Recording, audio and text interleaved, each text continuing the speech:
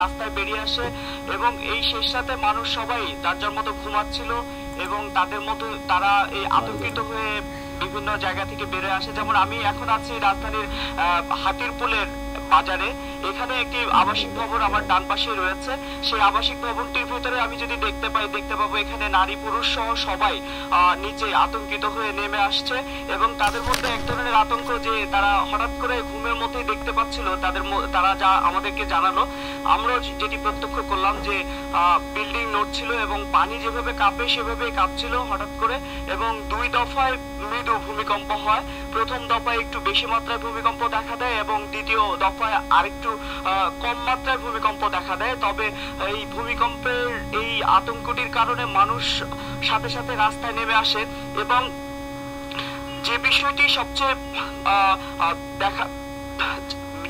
সবচেয়ে বেশি আতঙ্কগ্রস্ত করেছে সেটি হচ্ছে মানুষ বহুতল ভবনের মধ্যে ছিল এবং বিভিন্ন শপিং সেন্টার গুলোতেও মানুষ ছিল। হাতিরপুলের মতো জায়গায় বিভিন্ন আপনি জানেন যে মার্কেট এবং বহুতল ভবন রয়েছে, সেই বহুতল ভবনের মধ্যে মানুষগুলো ছিল। তারা নারী শিশু সহ সবাই আতঙ্কগ্রস্ত হয়ে বিল্ডিং। আমি এখানে বেশ কিছু মানুষ এখানে দেখতে পাচ্ছি যারা আতঙ্কগ্রস্ত হয়ে ভবন থেকে নেমে আসে। আমরা তাদের দু একজনের সাথে একটু কথা বলি, তারা আসলে কেন এত এই ভোরবেলায় ঘুমে থাকার কথা এখন কেন রাস্তায় নেমে আসছে। আমি যদি আপনাকে বলি যে এখন তো ভোর 5টা, তো হঠাৎ করে আপনারা এই নারী পুরুষ সবাই রাস্তায় নেমে আসছেন কেন?